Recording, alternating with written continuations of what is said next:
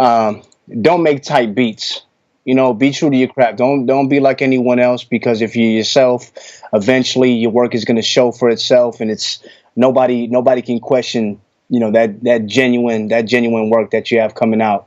So stay true to yourself. 1, 2, yeah. Come on. 1, 2, 1, 2, 1, 2. 1, 2, 1, 2, 1, 2. Yes, sir, you are tuned in. This is for the SB1200, ASR 10s and NPC heroes. This is for the crate digging, loop getting, sound manipulators, the Fruity Loop reasoning machine innovators that pump the bass and frequently freak the kick in a stand till it slaps in your speakers. The sound providers that make sure the song is tight. Shout out to the producers, beats grinding live. Shout out to the producers, beats grinding live. Welcome to the Beats Grinding Life podcast with your host, Siren, a weekly interview podcast with inspiring music producers, where every week you will learn from a different music producer how to potentially take your music career to the next level. What's up, Beat Grinders? This is another episode of Beats Grinding Life. I'm your host, Siren Beats, and today we got with us Milano. Milano is a fast-rising producer out of Rochester, New York, but now residing in Tampa, Florida. He is a producer that has been influenced by the golden age of New York hip-hop and patterns his music after guys like the legendary RZA, Havoc, and DJ Premier. Milano is on course to becoming a boom-bap legend himself. He has just started doing music full-time and has already landed placements with Big Remo, Fred the Godson, and many others. Yo, what's up, Milano? How you doing, bro? I'm doing good, thank you. Can't complain. Cool, man. Well, man, it's an honor to have you up on here, man. I've been following you for a little bit, man, and just been hearing all the heat that you've been creating and seeing that you've been making moves, man, in a short amount of time, man. So thank you for coming on, man. Appreciate the opportunity, Siren. Thanks for having me. Yeah, man. So, man, I just read a little brief intro about you, man. Why don't you explain to the Beat Grinders a little more about yourself so they can get to know you a little more? Sure. Well, pretty much you covered it. Originally from Rochester, New York. Been out here in Tampa, Florida for the last 11 years or so. Excuse me. Came out here for college. And, I'm certified Floridian now. Been at the music thing since about 2006 or something, just kind of taking it seriously. And that's pretty much it. But you summed it up in terms of who I've worked with and what I'm pursuing, etc. So good job. Dope, man. Dope. That's what's up, man. So full time. That means this is no other job or anything. This is just music, just all the way. All in, yeah. All in. All in. That's what's up, man. Okay.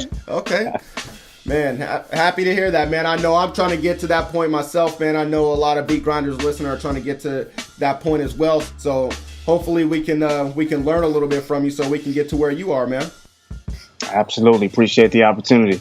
All right, man. So we always start this thing off, man, from the very beginning. So, man, we want to know, man, how did you get into music production? What made you want to do this thing? Okay. So I think it was, I know, after I got to college, kind of figuring out who I wanted to be and what I was going to do. Mm-hmm. Had a little bit extra time on my hands in terms of studying music, studying hip hop. And I've been a hip hop connoisseur / student my whole life. Grew up in the golden era, etc. Mm-hmm. So after the first year of college, I went home for the summer. It might have been a holiday break, just one of the two. And one of my really good friends, he's been in production for a while, showed me this program called FL Studio.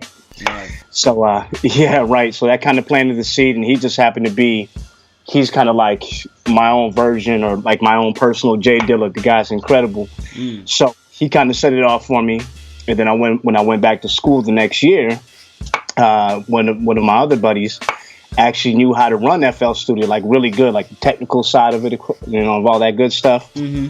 So one thing just led to another, the stars kind of aligned and, kind of taking, my interest and love for music, and the rest is history. That's dope, man. That's dope. Okay. So Fruity Loops, man. What version? Man, 2006. So we're talking maybe, don't quote me, but maybe FL Studio 7. Okay. 6. I mean, maybe even 5, man. I mean, it might have been. I probably shouldn't put this on record, but it wasn't like, it was like the cracked version. Hey, So it was 5 through 7. We'll go with that. That's all good, man. We all got to start somewhere, man. So crack version is cool, man. I mean, I'm sure a lot of people have started off that way, so that's cool. Absolutely. Okay, man. Well, when you first started, man, did you have any other equipment to accompany it? Did you have a MIDI keyboard or anything? For the most part, all the way up until just before I graduated, it was all the computer keyboard. Cool. I had a laptop issued from school, so the keypad or whatever that kind of served as the MIDI keyboard / MIDI pads, and that was it. And then right when I graduated, I purchased a Kaye, NPD 24. Okay, dope, man, dope. Past guest Fouché, he said he did the same thing for the longest, man. Just used the keyboard on the computer. Was that kind of hard to make beats with, or was it kind of just natural? I mean, I guess it was natural because I didn't know any better, really. Right. Mm-hmm. And I think it was humbling too because you just kind of start bare bones, ground up, so to speak. Right. So right. I mean, it was no problem, man. I mean, Q through T was it was everything for me. Nice. That's dope, man. Okay. All right, man. So, who were some of the producers that inspired you? I know I mentioned already Havoc, DJ Premier, and RZA. Is there anybody else that inspired you? I mean, I'm sure like most producers, the list goes on, but right. Who sticks out the top of my mind, of course, is Premier, Dilla, Ninth Wonder. Man, I mean, you got the Ill Minds of the world, you got Just Blaze, you got the Diamond D's with DITC. Nice. So, I mean, everyone along that caliber. That's dope, man. That's dope. I mean, all of those producers influenced me as well, man. But one guy that sticks out is Diamond D because he's not mentioned on here as much. I think you might be the first person to mention Diamond D, but he's definitely a hip hop legend, representing DITC. Man, yeah, and he's dope on the mic as well. So you said it. That's what's up, man. Okay, man. All right, man. Well, here on Beats Grinding Life, man, we're here to help you, man, because you're an upcoming producer doing your thing. I'm trying to get to where you are. Like I said, I know some of the listeners are trying to get to where you are, man.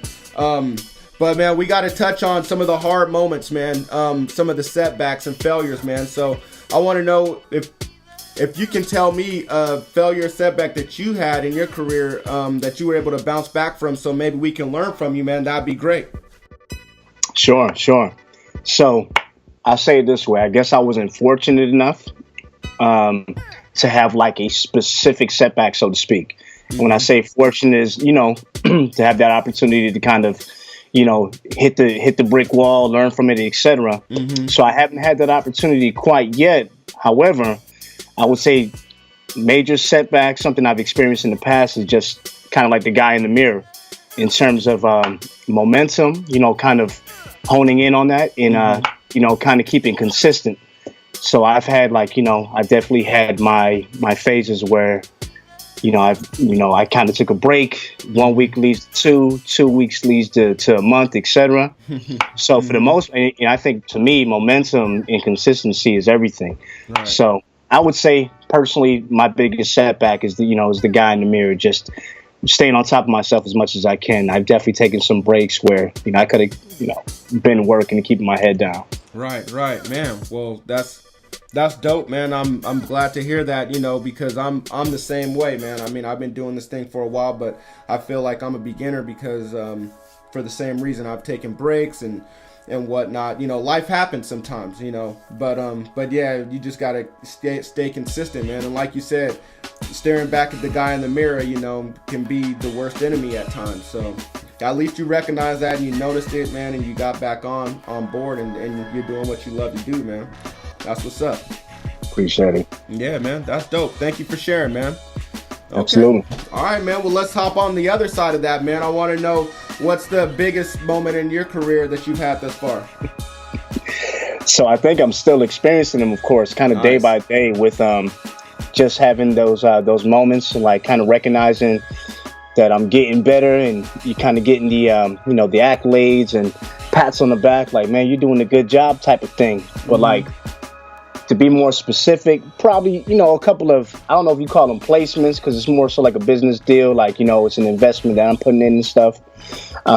So I would say the biggest achievement thus far is I put out a little project. It's on SoundCloud, and then just maybe getting like a placement with Big Remo, and with Fred the Godson, soon to be.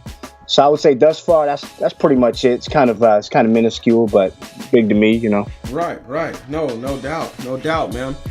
What's the project? Let us know what it's called. The project is called All by Ourselves. Okay. It's on SoundCloud. Can't lie, I'm kind of definitely need to shape up my SoundCloud and my social media. So I'll get better at that. But it's out there on SoundCloud. It's just a project of I believe like 14 or 15 joints. It's just an instrumental project. Put that out a couple years back. So yeah. So you guys can check it out if you like. Okay. Yeah, definitely get on your SoundCloud and check that out, man. For sure. Okay, man. All right, man. Well, I know that things have changed up for you here recently. You're just now doing music full time. Did you quit a job? I quit a job. I did. Okay. If you don't mind me asking, what were you doing before? So I was in the finance industry. Had a pretty good gig, to be honest with you. Had a pretty good gig. Working at home, that's always nice. It was kind of like a double-edged sword. That's a whole nother story. Being home, seeing the studio. I'm telling you. So I had a pretty good gig. I was with them for a while, and then, like I said, it was kind of a double-edged sword being at home, because all I wanted to do, and of course my true calling, was music. And literally, my dream was in the next room over from where I was working. So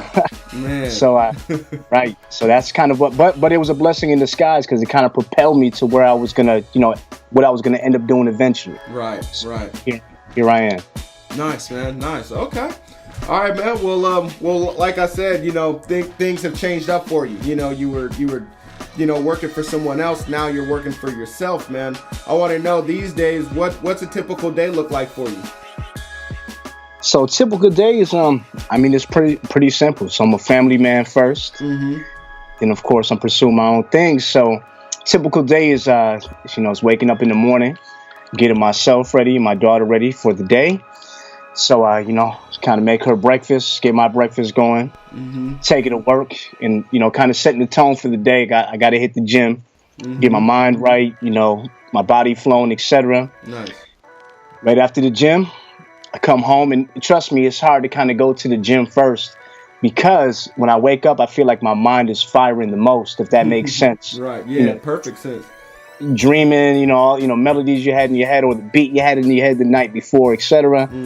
So I go to the gym, I come home, and I go straight to the laptop, and I just start working. I work for like about 2 or 3.5 hours until I got to get my daughter. Time flies by, of course. Right. And then while I'm getting my daughter, like, I have to wait in a what is it called? Like a bus line, I guess, to get her. So what I'll do is, from anything I was working on that day or the day before, I record everything. Like on my phone, like on the video, I record a beat I was making. Nice. I record something that was inspiring me, and I just play it over and over and over in the bus line. When I pick her up, when I bring her back home, and kind of prepare her for the rest of the day. And I just kind of, so that's what I do for the most part. I'm a family guy. Bring her home, do that, listen to my little beat videos all day. My wife comes home, we kind of hunker down for the rest of the night. And then once 8:30 hits or so forth, we put her to bed, and it's back at it, back to the grind, and making some music. Yeah. Dope. Okay. And about what time are you calling it a night? I don't know. I don't know anymore nowadays. It depends on like, I definitely am a fan of listening to my body. However, I'm definitely nocturnal. So I would say, like, on the average, I'd probably go to bed like, I don't know, anywhere between like 12:30 or 2 o'clock every night. Okay. Just kind of depends. Yeah. Nice. And then you're getting up, of course, early enough to get your daughter ready for school. So. Yeah, super early. I can barely fall asleep, to be honest with you, because, I'm all hyped on what's going on the night before. But yeah, Right. up at the crack of dawn the next morning and repeat.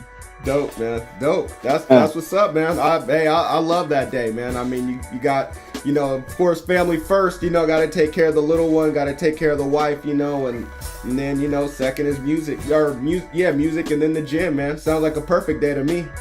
I don't have any complaints, man. You said it. That's what's up, man. Okay. Yes, All right, man. Well, this next portion of the interview, man, I like to call In the Studio. What we're going to do here is we're going to find out everything that you got up in there, man. I love to be making beats with you and see how you do everything, man, but can't make that happen just yet. So, man, the next best thing is this portion of the interview, man, where we find out what you do up in there. You ready to go? Yeah, I'm ready. Yes, sir. All right, man. What do you do when you first start crafting beats? Do you have a set ritual, or you just go all in? I don't have a set ritual. I mean, I guess I do, but I'm like, if this makes sense, I'm not cognizant of it. For the most part, Right. when I say that, it's like I don't go in there and say, hey, it's melody or sample first. However, it's usually melody or sample first. It's just what I've been doing. We're a creature of habit. Right. Yeah. So it's usually melody or sample first and just kind of build around that. Okay. No. What's a not so secret weapon you got up in there? Not so secret weapon. God, I got too many weapons, I guess. Like all of us. I don't know for the listeners. I know Spectrasonics. Everyone's familiar with Omnisphere. I love Omnisphere, but my secret weapon that kind of ties everything together, the chain on the bike, so to speak, is Trillion. The bass. Yes, sir. Yeah. Okay. That's what's up. Man, I think Miss Malley said that was one of her go-tos right there as well, man. What do you like about Trillion? Everything. Yeah, everything. I was gonna say what is there not to like? And for any bass heads out there, not literally, we're not promoting drugs. Right. Any bassline heads, let me say, Trillion is like, Trillion is like the holy grail of bass lines. I mean, you can pull anything from 808s, which I'm not too really big on, to be honest with you. But like you can pull anything from 808s to staccatos to sustained basses, different type of bass. I mean, everything. If any type of right. So Trillion is it. Okay. Trillion Trillion sounds like the truth. I'm definitely gonna have to try it out. So. Absolutely. Okay, man. All right. Well, what all do you got up in there, man? What's all in your arsenal? Sure. So, as far as like what the staples are is of course my MacBook Pro. I rock with Machine Studio Machine rather, and then I run Machine through the Machine Studio. I was with FL Studio for X amount of years, and honestly I miss it dearly. Not because I'm missing anything, I grew with it, man. But right. rocking with the Machine is dope. So the Machine Studio. When'd you get the Machine? Go ahead. So you notice I said the MacBook Pro. I decided to make that transition from Windows to Apple or Mac rather, maybe like a year and a half back. Okay. And then at the time, I was still rocking with FL Studio, but it's not offered. I don't know if it's offered now, to be honest with you, with Mac. Right. Yeah, So I heard that. Yeah. So I decided to make that transition to Machine because Machine kind of, if this makes sense, Machine kind of, it kept finding me, through doing my research in music and plugins, this and that. You see Machine come up every now and again, and it kept kind of. So, anyways, I transitioned to Machine because of that, because I heard a lot of good things about it. Right. So I'm probably not gonna go back, man. Machine is everything to me. It just everything my brain tells me to do. Machine is kind of like hosts that, right? Dope. So nice. Yeah, that's what had me transition to Machine, and then I got the little Kaye MPK Mini. I got a M Audio Key Station 49, something simple. I got the Jam, which is dope. The Jam is more so like my mini controller. Like if I go out, etc. It's got a lot of functionality, but the studio does everything, man. Right. And then in terms of monitors, got the Yamaha HSH, which I usually kind of mix through. For the most part, I do most of like my creating and all that good stuff through these old monitors that are discontinued, Samsung Resolve A8s, I think. Okay. So yeah, and I'm able to run those through. I got this PreSonus, what is it, the monitor station, so I can kind of dabble back and forth between A and B. Dope. So yeah, that's my arsenal, man. Dope, man. Okay. Well, man, sounds like you got a lot to work with there, man. I have a couple questions. Why do you use the separate separate monitors? One for mixing and one for creating. So it's actually super essential. I mean, you don't have to necessarily have two monitors, so to speak, because of course everything costs. But it's very important to monitor, meaning to play your music in one speaker and also play them in another. Right. Because I know if any producer out there is serious about doing mixes, etc., we all know what that feeling is like when you get in the car and you just put your blood, sweat, and tears on the track, and it sounds, you say that, you finish the rest. It doesn't sound like what you thought it was. Right. So those two monitors give you perspective, and in its finest. So that's what it is. It's just monitoring your sound through different sources, through different speakers, and just making sure that you got this consistency. The way it sounds in the studios, the way it's going to sound in someone's headphones. Dope. Okay. And then also another question I had is, what made you want to get the Jam? I mean, you already had the machine. What was it about the Jam that made you just had to get it? That's actually a super unique story. I got a friend of mine out in Guitar Center, and definitely for all the producers out there, try to get it connect if you can through any of those Sam Mashers, Guitar Centers, etc. Right. So before it came out, he kind of let me know that it was coming out. And I didn't even know this thing was going to come out, existed, etc. And I'm kind of I guess it's safe to say I'm kind of a techie. So when the dude showed me, what it was about and its capabilities and what it can do, I was like, man, it was a no-brainer, because I mean, it just took, and I honestly wanted another little module to have on the fly. Like, I didn't want to bring my studio everywhere. Right. If I'm going to be like in a little location or something. So the Jam was just like everything I ever wanted without knowing. So yeah, I jumped on the Jam because it's super intuitive. It's fully integrated with the machine software as the studio is, and then it's got the function like for DJs and so forth. It's just got all these features, man, where you can automate, modulate on the fly. I mean, it's super powerful. Dope, man. Dope. Okay. So it's awesome, man. That's what's up, man. What do you think about the MK3? Have you checked that out yet? Man. Yeah, I have. I try to stay away because I don't need it. But I want it so bad. Right. I want it so bad. It's a pretty piece of equipment. They upgraded everything to buttons, and I don't mind the buttons the way they look now on the Machine Studio and so forth. But it's just a sexy piece of equipment, man. It is, man. It is. I was looking at it this morning. I was like, man, like you said, it's like, damn, I don't need this, but I sure do want it. Man, I'm trying to stay away from it, man. Yeah. I hear you. Well, man, well, thank you for sharing everything that you got up in there, man. Beat Grinders, if you want to know a little more about everything that he just shared, I'll have a link for everything on the website. So, okay, man. Well, this next portion of the interview, man, I like to call in the mix, man. We're going to speed things up a little bit. I'm going to ask you some questions, and you just spin them back to me pretty fast. But at the same time, I want you to take your time, man, and get your answers out the best that you can, if that makes sense. Got it. Yes, sir. Okay. All right, man. What do you prefer, making beats with samples or making beats without samples? I like both, but preference is sampling. Okay. Nice.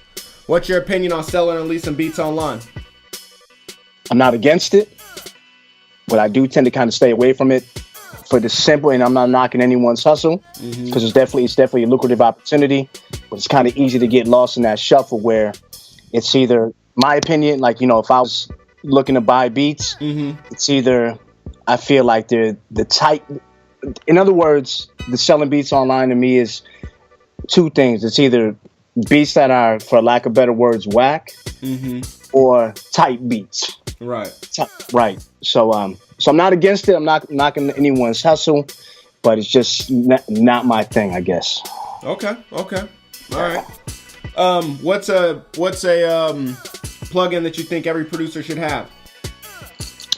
So a plugin every producer should have, aside from any go-to EQ, you can be simple with it. Mm-hmm. I love Isotope, Neutron. Nice. If it's any other one plugin, I would say I love R-Bass by Waves. Okay, nice. Yeah, I love R-Bass as well, man. It just adds body to whatever. I mean, you don't even have to put it on a bass track, but if you put it on something else, it'll definitely add body to it. So, absolutely. Okay, man. All right. Do you have a book that you think every producer should read? And it doesn't have to be music related if you don't want it to be. Sure. So any producer, any other person that has high expectations for themselves, I would say, I think the author is Stephen Covey. 7 Habits of Highly Effective People. Nice. Dope. Yes, great recommendation right there, man. All right, man. Is there an internet resource that you use that you think that other producers could benefit from? When I say internet resource, I mean website or mobile app. Yeah. So there's a bunch of them, of course. Just kind of depends on what you're looking for. If you're looking for sounds, things of that sort. Mm-hmm. Splice is awesome. Mm-hmm. Reddit is awesome. Nice. Blog, and of course YouTube. Okay. Dope, man. Great resources right there, man. Even though I do not take advantage of Reddit, but I probably need to. What do you find on Reddit? Just music producers just posting stuff, or what? It's really what can't you find on Reddit?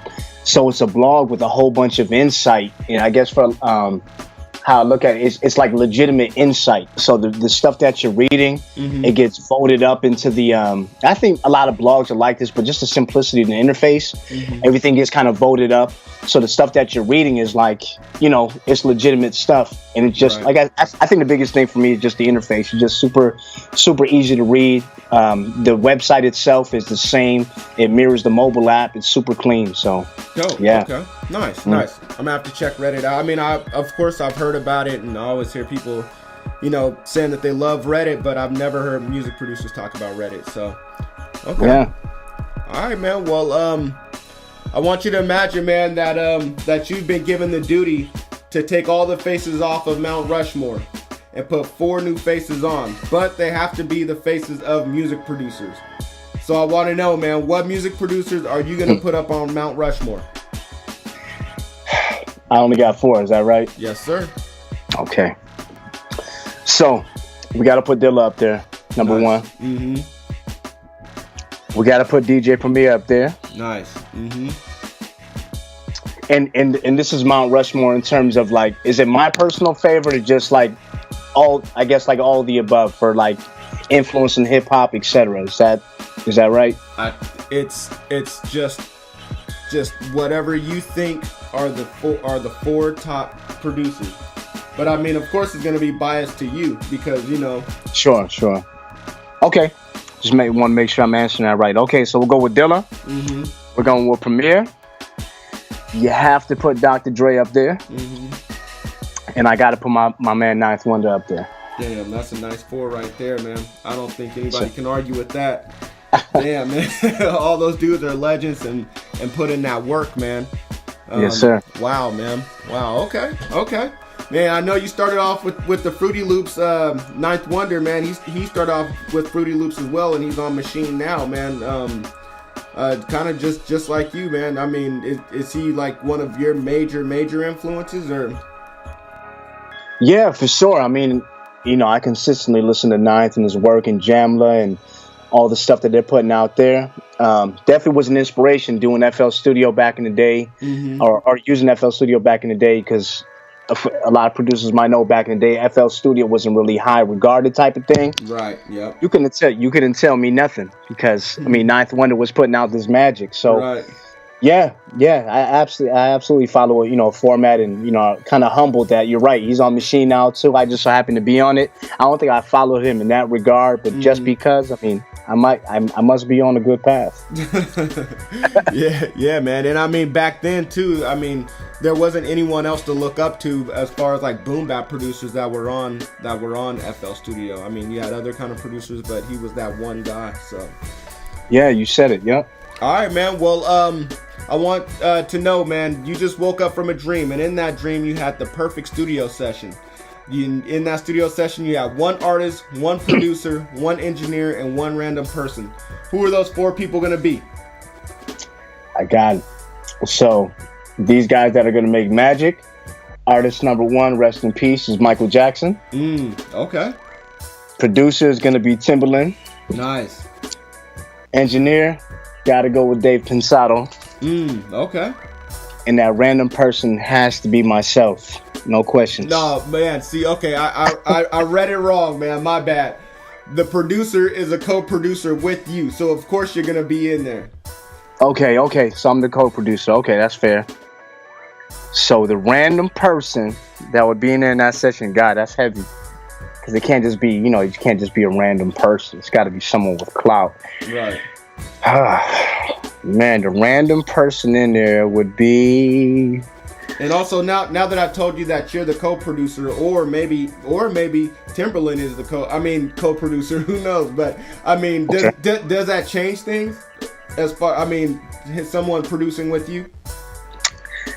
Not really. I mean, to be honest with you, man, I'd rather be that random person because I want to see what kind of fireworks happen between the creativity and them two. Right. But if I were to be a co-producer and Timbaland, I'd rather just tell Timbaland to take the lead type of thing. And I'll put I'll kind of, inject my input type of thing. Right. I want him to, right. Excuse me. Right. So, that random person, I mean, it's got to be, I don't know any kind of big names or someone who's big with like videography, but someone documenting that. Someone, nice. Someone that's nice with the camera. Right, that's dope, man. Because that definitely has to be documented. I mean, Michael Jackson, you, Timberland, and Dave Pensado, man. Exactly. Man, exactly. And you said it earlier, man. Make magic, and that there definitely would be some magic moments there. So. Yeah, pretty sure it wouldn't be an average track. Yeah. Nice, man. Okay. All right, man. Well, what's your favorite song that you ever produced? So, favorite song I produce is probably something in the stash, and I apologize to the listeners. It's not something that's necessarily out there, but I got, not to sound cocky or anything, but I have hundreds. So let's just say for the record, since I name dropped and so forth, I really like the track I made with Big Remo, and I got my friend on there, my boys from college, Jason Jenkins. So I'm most proud of that track. Nice. Okay. That's what's up, man. What's it called? It's called Automatic. Automatic. Okay. Cool. Yes, sir. Cool. All right, y'all. Man, check that out. I know I haven't checked it out yet, and I'm gonna do that as soon as I get off of here with you, man. So I'm gonna shoot you a text and let you know what I think about it. Yeah, for sure. Appreciate that. Yes, sir. Okay, man. All right, man. Well, what's an album besides one that you've worked on that you recommend every producer listen to, and why? Excuse me. So that's kind of easy. That's got to be Illmatic. It's got to be Illmatic because of the length of producers that they got on there. We're talking about Large Professor, DJ Premier, Pete Rock, Q-Tip, MC Search. The list goes on. Right, man. Every producer must listen to the album. I'm sure every producer that has, but yeah, listen to it again. Dope, for sure. Man. Dope. Okay. That's what's up. Yeah, we were listening. I was listening to a little bit of it earlier this morning, man. So, yeah, man, classic album, still jams. I mean, hey, it's probably my favorite album of all time. So timeless. Yeah, it is. That's what's up, man. Okay. All right, man. Well, I want to know, if you woke up tomorrow and you lost everything that you had except for your knowledge and $1,000, what would you do in the next week to restart your career? And when I say everything, I mean your equipment, your contacts, your computer. I mean everything. What do you do? So if I lost everything and kind of had to rebuild from ground up, I mean, aside from kind of reflecting and being humble about the situation, I got $1,000 in my pocket. I mean, I gotta have something to work with. So we're gonna go out and buy a laptop. Kind of try to be economical with it, something with some good space, but price effective. So we'll get a laptop. Okay. We'll get a small MIDI keyboard, a pair of headphones, and an external hard drive. Dope, nice. And then you can just get some software on that. I mean, like. Right. Sorry about that. Yeah, of course. No, you're good. Yeah. Of course, the software. Sorry about that. Yeah. Right. I mean, it's almost kind of like how you started out, right? With just a laptop with Fruity Loops on it. Absolutely. Dope. Okay. That's what's up, man. All right, man. Well, I want to know to you, man, what does legacy mean? And when it's all said and done, when you got to wrap this music thing up, I'm sure you'll probably never stop making music because it's a love to you. But when it is over, man, what do you want your legacy to be? Legacy is or what I want it to be as far as music is how many people, what type of impact my music has left on everyone and anyone who listens to what I'm doing, and how that transcends in their life. So I think that's legacy, and music is timeless. So if I can kind of reach that, reach that level where my music is timeless and it resonates, with people when I'm long and gone. I mean, I think that's everything. I think that definitely defines legacy for me. Dope, man. That's a great answer, man. I think it sounds like you're on your way, man. You're making some dope music right now, and man, I feel like it's gonna stand the test of time. And man, you just keep doing your thing, man, and I'm sure you'll definitely achieve what you're looking for. So that's what's up, man. Yeah, man, no doubt. All right, man. Well, I want to know, man, what's the greatest piece of advice that you've ever received, and what advice would you have for all the producers listening today? So I think maybe the greatest advice I received is more so like a nutshell of everything I've gathered along me kind of coming up, and advice from every which way and every person that means something to me is just kind of just like, shutting the heck up and working. Just kind of keeping your head down and stay focused. I mean, that's all it is at the end of the day, is results. So just keeping your head down and staying focused. And then my advice for any producer out there, and even for folks who aren't producers, is first and foremost is staying true to yourself. For kind of what you believe in and what you're doing. Then always kind of keep a healthy combination of with whatever you're doing, between honesty, momentum, kind of keep those wheels spinning, and consistency. And I think they'll be good. Dope, man. That's awesome, man. Thank you for that advice, man. It's almost like we're circling back around to the beginning of the interview when you talked about your biggest hurdle that you've had in your career, and not being consistent, and just falling off, and you getting back on, man. So that's cool. That's what's up, man. All right, man. For sure. Taking my own advice. No problem. Damn. Yeah. That's what's up, man. That's what's up. Okay, man. Well, I want to know, man, do you have any more words for the listeners?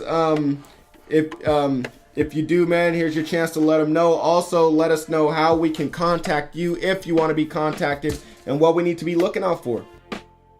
Yeah, sure. So I don't know how monumental the words would be, but just to shoot straight from the hip again, is just kind of reiterating being true to your craft.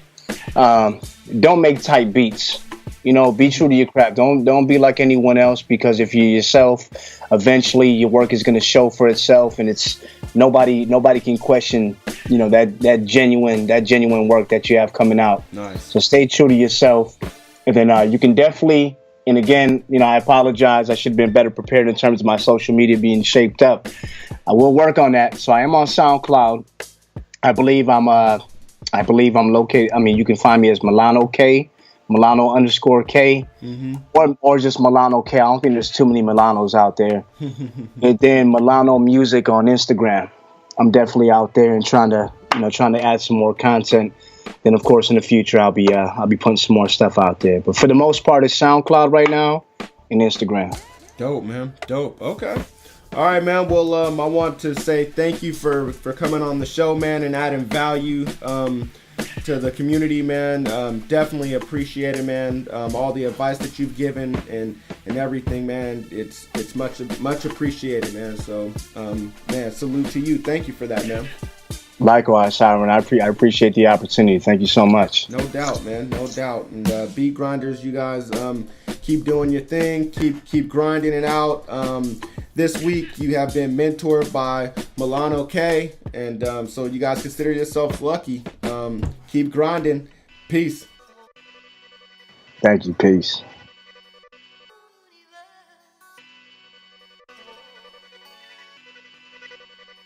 Here at Beats Grinding Life, we want to thank you for listening to another episode. We want to know what were your biggest takeaways from this interview. Just go to beatsgrindinglife.com and leave a comment on this episode's show notes page. Also, while you are there, go subscribe to the podcast on iTunes. Just click the little button that says subscribe. If you could, please leave a rating and review. Rating and reviews are the best way to show your appreciation because it helps more people find out about the podcast. So until next week's episode, keep grinding.